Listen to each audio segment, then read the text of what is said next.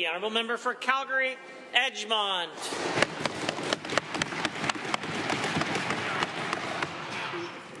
Last weekend, 31-year-old Maria Hermes became another name on Alberta's growing list of domestic homicide victims. This is a devastating loss for her family. Maria's death demands action, not words, to prevent senseless tragedies. Countless women are desperately seeking safety, only to encounter an overcrowded shelter, month-long wait lists for support services. There's no room, no capacity, and no immediate help available. How many more women must die before this government acknowledges the deadly consequences of cutting violence prevention funding and helping vulnerable Albertans become the next? The Honourable Minister of Energy has risen. Mr. Speaker, our heart goes out to anybody that suffered from domestic violence of any type. It's not acceptable, and we know that.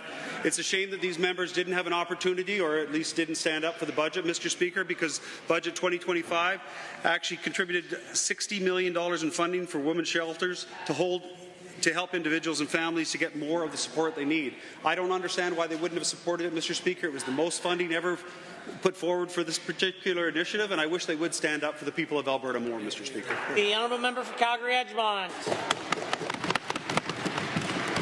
Given that due to the cruelty of the government's budget, the shelter Fears Not Love in Calgary has reduced their capacity of bed spaces that are going to help women in crisis last week.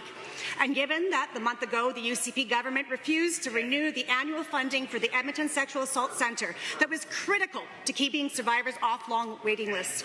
And given that we are seeing the intensity and the severity of these crimes against women escalate and a wave of femicide hitting Alberta, why is the government looking the other way while survivors of violence are forced to wait for help or to be turned entirely away from vital supports? The Honourable Minister of Arts, Culture and the Status of Women. Thank you, Mr. Speaker. Mr. Speaker, we're committed to reducing family violence and making sure that any Albertan has a safe place to turn for help. No one is turned away without being able to access other supports and services first. We're proud, as my colleague said, to support women's shelters and the valuable work they do to keep Albertans safe. Budget 2025 will provide more than $60 million in funding for women's shelters to help individuals and families get the support they need. A member for Calgary Edgemont. Given that that's a little incorrect, as thousands of women are being turned away, and given that women's shelters will only receive temporary relief with that 3% one-time operational boost, which is part of the $54 million of funding from the federal government's National Action Plan, but they need it to remain operating critical overcapacity.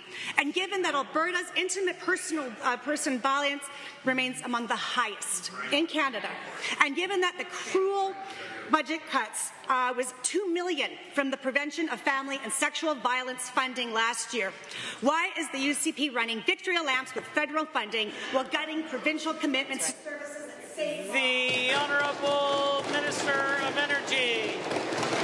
Mr. Speaker, I just received a letter 2 days ago from Catherine Champagne, the Executive Director of the Alberta Council of Women's Shelters, and she said to me, on behalf of the Alberta Council of Women's Shelters, I want to express my sincere gratitude for the government's support in Budget 25-26. Your commitment to addressing domestic violence in our province is truly appreciated. We look forward to continuing our collaborative efforts as government partners and key decision makers. Your leadership is instrumental in shaping policies and funding structures that directly impact survivors of their families. Thank you, Mr.